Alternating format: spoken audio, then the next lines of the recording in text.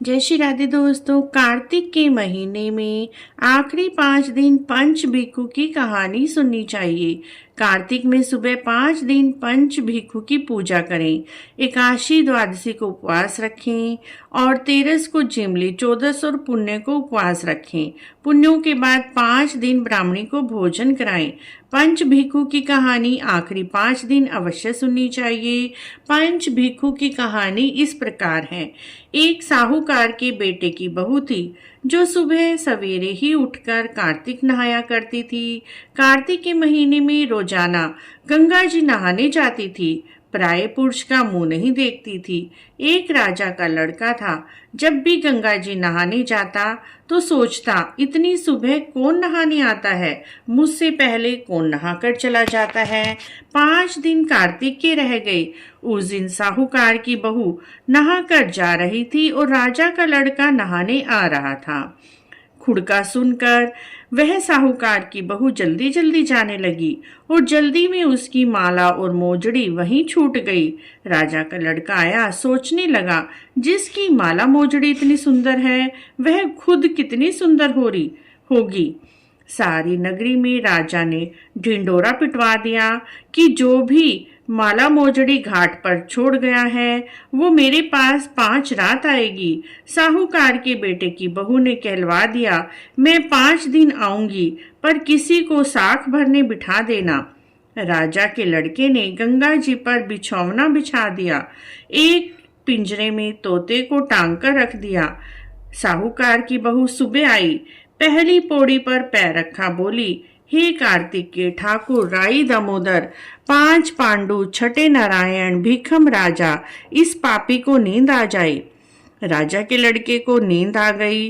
वह नहाकर जाने लगी तो तोते से बोली, सुआ सुआ, मैं तेरे गल डालूंगी हीरा, मेरी साख भरियो वीरा। सुआ बोला, कोई वीर भी साख भरता है।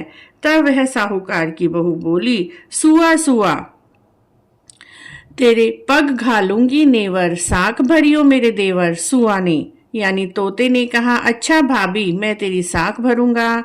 वह कहकर चली गई। राजा का लड़का हड़बड़ाकर उठा और तोते से पूछा, सुआ सुआ, वह आई थी, कैसी थी? सुआ बोला, आभा किसी बिजली, होली किसी छल, केला किसी कामनी, गुलाबी का सा रंग। राजकुमार ने कहा, आज मैं उंगली चीर कर बैठूंगा, फिर मुझे नींद नहीं आएगी। दूसरे दिन वह अपनी उंगली में चीरा लगाकर लेट गया। जब वह आई तो भगवान से उसने फिर से प्रार्थना की, हे भगवान, यदि मैं सच्ची हूँ तो इस राजकुमार को नींद आ जाए। और जब वह फिर से नहाकर चली तो राजकुमार ने उठकर तोते से पूछा। तोते ने वही बात दोहराई और कहा, वह तो नहाकर चली गई। अब राजकुमार ने सोचा, तीसरा दिन है, अब तो मैं मिर्ची डालकर आंखों में बैठूंगा।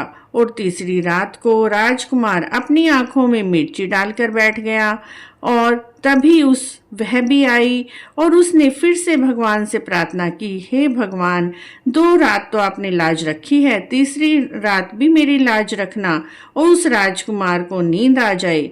और वह साहूकार की बहू नहाकर चली गई। राजकुमार सोता रह गया। राजकुमार ने फिर से तोते से पूछा, क्या वह साहूकार की बहू आई थी? तोते ने कहा, आई थी। राजकुमार ने कहा, आज तो मैं बिना बिस्तर के ही बैठूंगा। और चौथी रात वह पत्थरों का बिस्तर बिठाकर बैठ गया ताकि उसे नींद ना आए। लेकिन जब वह बहू नहाने आई, फिर से राई दामोदर भगवान से उसने प्रार्थना की, हे राई दामोदर भगवान, आज भी इस राजकुमार को नींद आ जाए। और वह नहाकर जाने लगी तो आंख बंद करके चली गई। राजकुमार ने उठ के देखा कि साहूकार की बहू तो नहाकर चली गई थी। राजकुमार बोला, 4 रातें बीत गई और मैं उसके दर्शन तक नहीं कर पाया। जो 5वीं और आखिरी रात है, आज मुझे नींद नहीं आनी चाहिए। और वह आग की अंगीठी पर बैठ गया जिससे कि उसे नींद ना आए। वह अंगीठी पर बैठा ही रह गया। साहूकार की बहू आई और भगवान से प्रार्थना की, हे भगवान, 4 रातें तो निकाल दी हैं, बस आज की रात और निकाल दो। भगवान ने उसका सत रख लिया। राजकुमार को 5वीं रात भी अंगीठी पर बैठे बैठे ही नींद आ गई। जब साहूकार की बहू नहाकर जाने लगी तो तोते से बोली, इस पापी को कह देना तेरी 5 रातें पूरी हो गई हैं और मेरी मोतियों की माला और मोजड़ी मेरे घर भिजवा देना। सुबह राजा के लड़के ने तोते से पूछा, क्या वह आई थी? तोते ने कहा, हाँ वह आई थी और अपनी माला और मोजड़ी मंगवाई है। तब राजकुमार ने सोचा, वह तो सच की पक्की है, उसका तो सच भगवान ने भी रखा, वो तो बड़ी ही पतिव्रता है। थोड़े दिनों के बाद राजकुमार के शरीर में कोढ़ पड़ गया और वह तड़पने लगा। राजा ने ब्राह्मणों को बुलाया और पूछा, मेरे बेटे का शरीर क्यों जल रहा है? तब ब्राह्मणों ने कहा, इस लड़के ने पतिव्रता स्त्री पर बुरी नजर रखी है, इसीलिए यह रोगी हुआ है। तब राजा ने इसके ठीक होने का उपाय ब्राह्मणों से पूछा। तब ब्राह्मणों ने कहा, उस साहूकार की बहू को धर्म की बहन बनाए और उसके नहाए हुए जल में नहाए, तभी इसके शरीर का कोढ़ ठीक होगा। राजा साहूकार के घर उसकी बहू की माला मोजड़ी लेकर पहुंचा और साहूकार से बोला, यह आपकी बहू की माला और मोजड़ी है, आप अपनी बहू के नहाए हुए जल से मेरे बेटे को नहला दें, जिससे मेरे बेटे का कोढ़ ठीक हो जाए। साहूकार ने कहा, मेरी बहू तो सत की बहुत पक्की है, वह किसी भी पराये पुरुष का मुंह तक भी नहीं देखती। यह नाली है, जब वह नहाएगी तो नाली में से पानी नीचे गिरेगा और राजकुमार को इस नाली के नीचे बिठा दो। जब वह नहाएगी उसके नहाए का पानी इसके ऊपर गिरता रहेगा। राजकुमार नाली के नीचे बैठ गया। जब साहूकार की बहू नहाई तो उसके नहाए का पानी उसके शरीर पर गिरा, जिससे उसकी चंदन जैसी काया हो गई।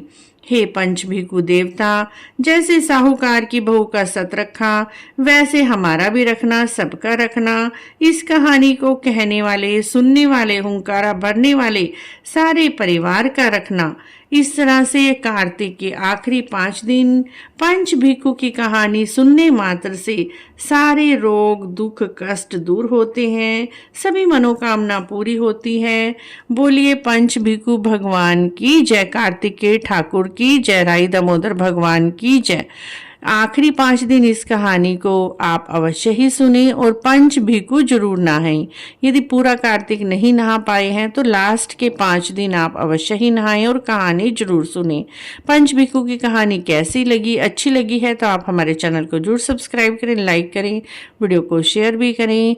कमेंट बॉक्स में जय पंचभिखु भगवान अवश्य लिखें।